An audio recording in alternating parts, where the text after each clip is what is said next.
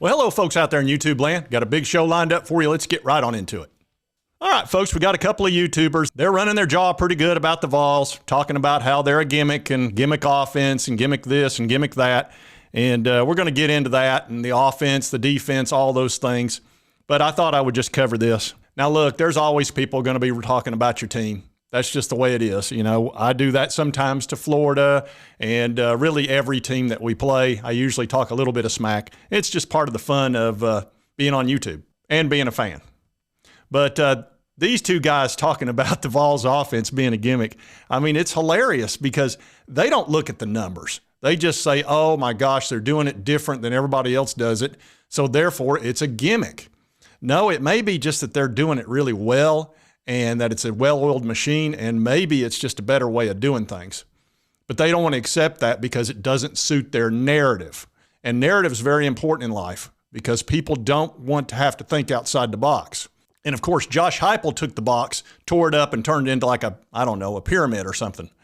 So they don't like that. So let's get into the whole gimmick thing that they're talking about.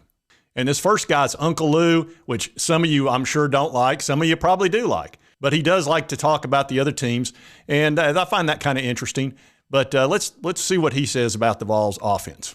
Offense at certain points of the game. I'm not saying to throw away the gimmicky hurry up and let's snap the ball while the other team's defense is still laying on the ground so we can catch them sleeping.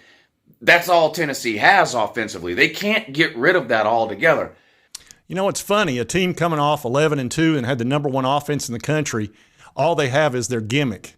We'll get into that a little bit, and I'll show you the numbers and the graphs because, you know, he talks a lot about showing your work, so I like to show my work. But anyway, let's see what else he has to say.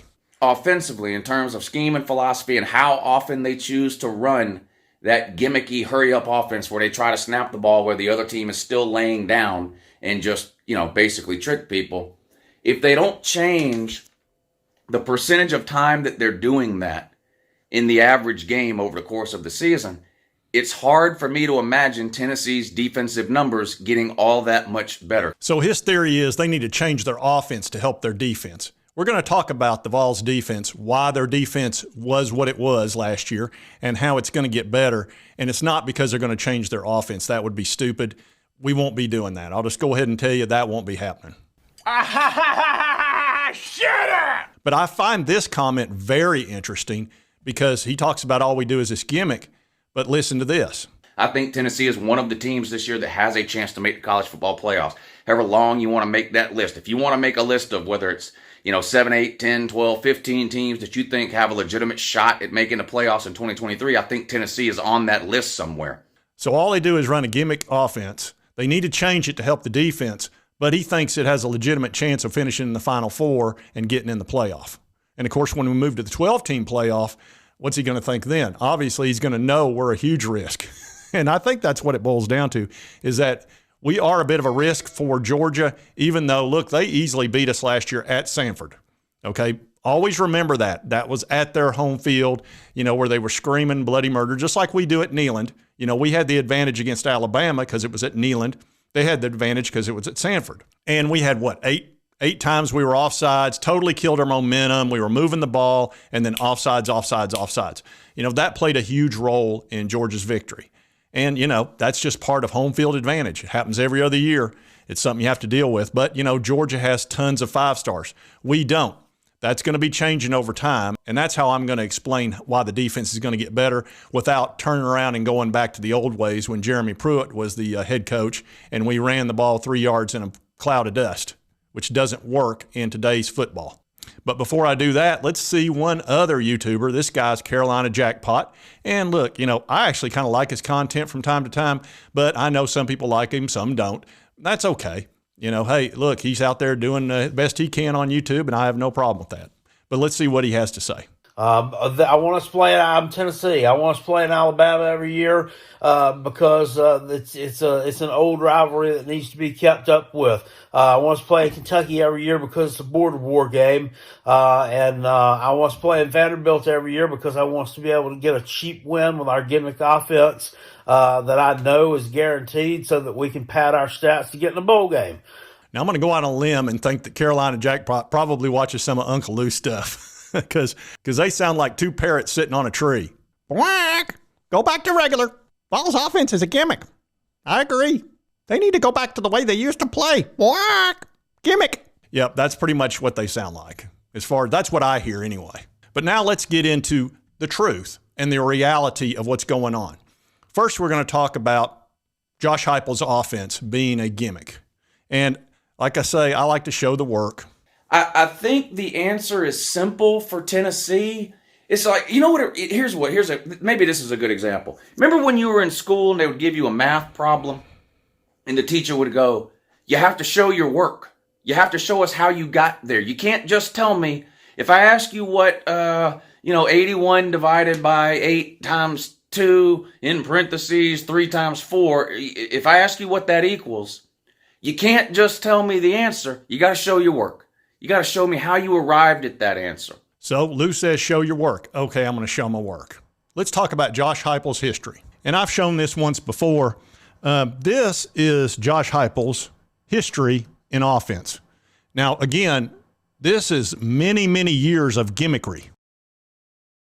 When Missouri's offense was not led by Josh Heupel, they scored 13.6 points a game.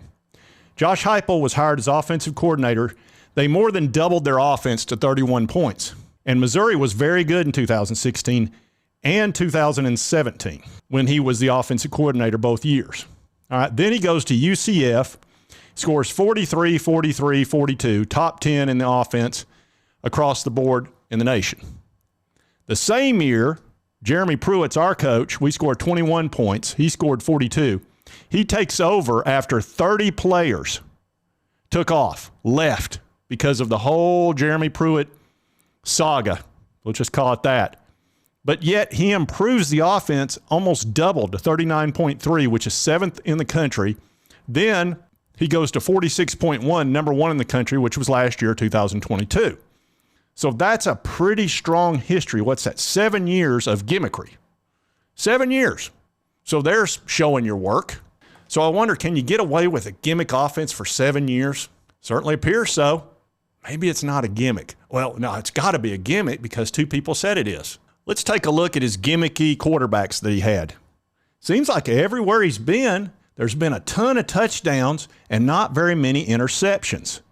And let's see, you had gimmick quarterbacks here. This Drew Lock guy, he was a big-time gimmick guy. I think he's in the NFL now. 45 touchdowns, 13 interceptions. Let's see, you had a bunch of other gimmick guys here. Mackenzie Milton, Dylan Gabriel, Hendon Hooker. 34-6, 33-7, 34-4, 31-3 for Hendon Hooker his first year under Josh Heupel. 27-2 the next year. And then we have another guy by the name of Joe Milton. He had 10 touchdowns and 0 interceptions. So that's a lot of years with a gimmick offense. Weird. Now, if you'll remember, what was it? We won like 3 or 4 games last year, Jeremy Pruitt. And then Josh Heupel comes in. We win 7 games, and then we win 11 games. So that's pretty strong improvement. Is that showing your work? Kind of, because really when it all boils down to winning and losing is sort of the only numbers that really matter. And going from, 4 to 7 to 11 is pretty strong. But let's keep showing our work. Now, I already explained we had 30 players leave because of the whole Jeremy Pruitt disaster. And Josh Heupel comes into a team that won 4 games, and they've lost 30 players, many of their starters. Their top 2 linebackers, one went to Alabama, one went to Michigan State. A 5-star offensive lineman went to Oklahoma. Their 2 starting running backs that were very good, one went to Oklahoma, did sensational. One went to North Carolina, had a sensational year. That's 5 of our top players left, okay? So Josh Heupel was without those guys in the SEC, still has a winning record, then the next year wins 11. But let's talk about the defense. You lose a ton of defensive players on a defense that was very average anyway. All right, and Josh Heupel comes in, hires a new defensive coordinator, and he's thrown into this mess. And the team actually does pretty good the first year. Like I said, has a winning record. Could have won really 9 games that year, maybe 10. But he did win 7, and he played everybody well. But let's take a look at what the defense did. Based on what I can see, 29.1 points a game were allowed in 2021, 22.7. They went from 90th in the country to 36th in the country overall. So that's pretty strong improvement. If that trend continues, it'll probably go down some more. Now, the defensive back situation. Look, that's where we're not any good. I think we finished 129th in the country in as far as allowing passing yardage. Why is that? Well, when you're absolutely stripped of all your best players and they all run off, it's tough, and Josh Heupel is an offensive-minded coach. So defense is trying to catch up. First thing they did was fix the defensive line. Our defensive line did really well last year. It finished in the top 30 as far as allowing yards per rush. So that was a huge improvement over the year before. Now, what they have not improved is the defensive backfield, and they're working on that. We brought in 3 corners this year in recruiting, all 3 really good recruits too, very fast and highly sought after, and that was Matthews, Gibson, and Conyer. And Conyer, who is the lowest rated one, was the number 1 athlete in the state of Kentucky. So those are 3 really good players. Then they brought in 2 safeties, also brought in another cornerback from BYU who was the starting cornerback. So that's 6 defensive backs they brought in, all of which could possibly help us out in that area. Other thing that they did was brought in 3 edge rushers. And if you get pressure on the quarterback, the number 1 way to slow down passing is to get pressure on the quarterback. So they bring in the number 1 recruit in the state of Tennessee, Caleb Herring, edge rusher. They bring in the number 1 athlete and edge rusher in the state of Missouri, which is Chandavian Bradley. And they bring in a 5-star David Hobbs from North Carolina. So that's pretty strong. Also a middle linebacker who Alabama literally tried everything to get and to no avail. So the way for Tennessee to improve their defense is not screw up their offense. It's to fix their defense. And how do you do that? You got to get better Jimmies and Joes. And the fact that we were left with the cupboard was bare on defense, I think they've done a fine job. I really do. Now, granted, the defensive backfield's been very porous. And why is that? Because they don't have the horses to match up against all these 4 and 5 stars that these other teams have. So they've had to play soft. They've had to bend, not break, bend, not break. Well, unfortunately, you have to give up a lot of yards to do that. As you get better athletes, you're not going to have to do that as much. You're going to be able to man up, and you can also blitz more, which obviously puts pressure on the defensive backfield. But if you can get to the quarterback, it's great. But if you've got a good enough corner to stop that guy one-on-one, you don't have to worry about it as much. So the Vols are improving their defense, and I'm not worried about that long term. You can see the trend, okay? They improved an almost entire touchdown from one year to the next, and I think that will continue over time. And the reality is Josh Heupel's ahead of schedule. Nobody thought they would come in on the second year after that whole disaster with Jeremy Pruitt and go 11-2. Nobody thought that was going to happen. You didn't think so. I didn't think so. I guarantee you Uncle Lou didn't think so, or Carolina Jackpot. And look, those happen to be the 2 teams that they love that actually beat us last year. And Carolina, they got so fortunate in that situation. We had our linebacker and our quarterback got into an altercation. They suspended our best defensive player right before that, and they go up and Carolina jumps them. And, I will give South Carolina credit for that. They kind of turned their season around there and then beat Clemson. So good for them on that. But, look, you've got to come to Neyland Stadium next year, and Carolina, it's going to get rough. I'll just go ahead and tell you, we're going to probably whoop you like we did the year before when you came up to Neyland and you were down, 35-7 like that.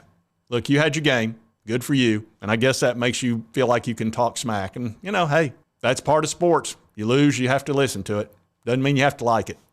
And, of course, Uncle Lou's sitting over there with Georgia having won 2 national titles, and he thinks he knows everything. Wrong. So they'll fix their defense. I'm not worried about that. But it's just funny to hear the people talking about gimmick this, gimmick that. It's not a gimmick. It's highly effective, and it's going to continue to be so for many years to come. Josh Heupel's been signed long-term, and the reason they're talking smack like that is because they're nervous and worried, and I understand why.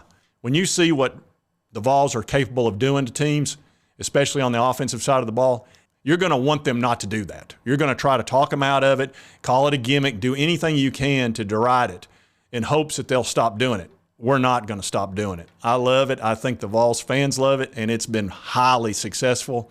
And when we go to that 12-team playoff, we're going to be in there on a perennial basis, and you're just going to have to deal with all that offense. And as our defense gets better, we're going to get real dangerous real quick. That's right. Ice, man. I am dangerous. All right, folks, I just wanted to cover all this smack talk that's going on out there. Sometimes I like to, go behind enemy lines and kind of see what the folks are talking about. That's just something I like to do. And if you like this content, be sure to hit that like button. Lets me know to continue to cover the Vols, the SEC, and all this smack talk. And if you haven't subscribed, it's right here on the left. Just hit that little button. Just boop. That's all you got to do. It takes 2 seconds. Doesn't cost you a penny. It helps me. And right over here, YouTube puts my most recent video. Be sure to check that out. And we'll see you next time on Sports Talk Jay.